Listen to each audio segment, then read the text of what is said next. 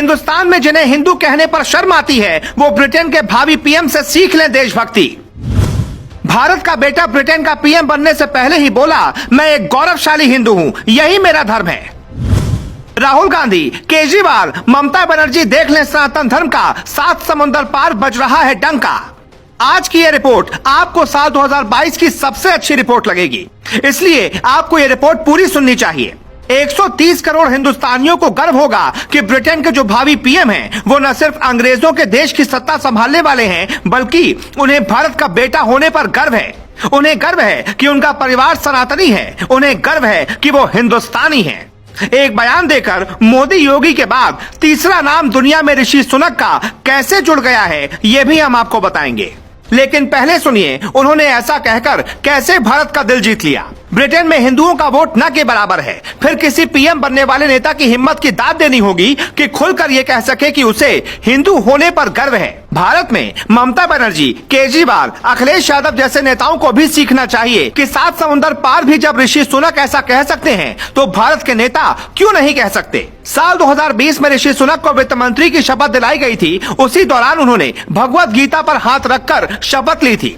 ऐसा करने वाले ब्रिटेन के वो पहले नेता थे। उसी दौरान उन्हें ब्रिटेन का मोदी कहा जाने लगा था।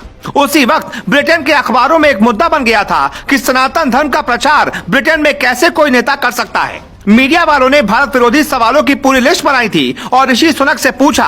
एक ब्रिटिश अखबार ने उनसे पूछा, आपने गीता पर हाथ रखकर कसम क्यों खाई? उनका जवाब आपको जरूर सुनना चाहिए। मैं अब ब्रिटेन का नागरिक हूं, लेकिन मेरा धर्म हिंदू है। भारत मेरी धार्मिक और सांस्कृतिक विरासत है। मैं गर्व से कह सकता हूं कि मैं एक हिंदू हूं और हिंदू होना ही मेरी पहचान है। मैं आज भी भगवान गणेश की पूजा करता हूं। हमारे टेबल पर आपको गणेश भगवान की प्रतिमा ही मिलेगी।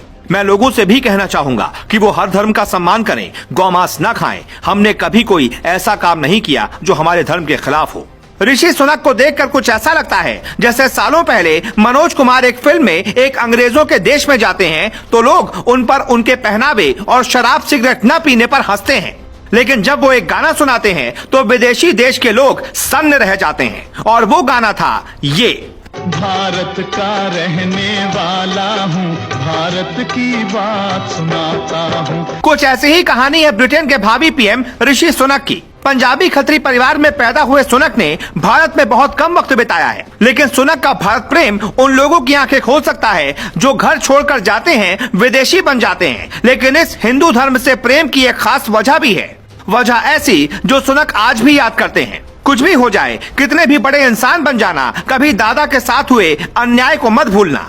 ऋषि की बायोग्राफी लिखने वाले माइकल एशक्रॉफ्ट ने अपनी किताब में लिखा है, ऋषि के दादा रामदास सुनक गुंजावाला में रहते थे, जो बंटवारे के बाद पाकिस्तान में चला गया था। दादा रामदास ने साल 1935 में गुंजावाला छोड़ा और वो क्लर्क की नौकरी करने के लिए नैरोबी आ गए। रामदास सुनक हिंदू मुसलमान के बीच खराब होते रिश्तों की वजह से नैरोबी गए थे। बायोग्राफी के मुताबिक ऋषि सुनक का परिवार आज से नहीं बल्कि कई सालों से विदेश में है। नाना हो या फिर माँ या फिर पिता, सबका जीवन विदेशों में ही बीता, लेकिन इस बात का असर ऋषि सुनक पर नहीं पड़ा। उन्होंने सनातनी सभ्यता को संभाले रखा और जब वो सत्ता संभालने वाले हैं तो खुलकर कहते हैं कि मुझे इस बात पर गर्व है कि मैं एक हिंदुस्तानी हूँ और एक हिंदू परिवार में जन्मा हूँ।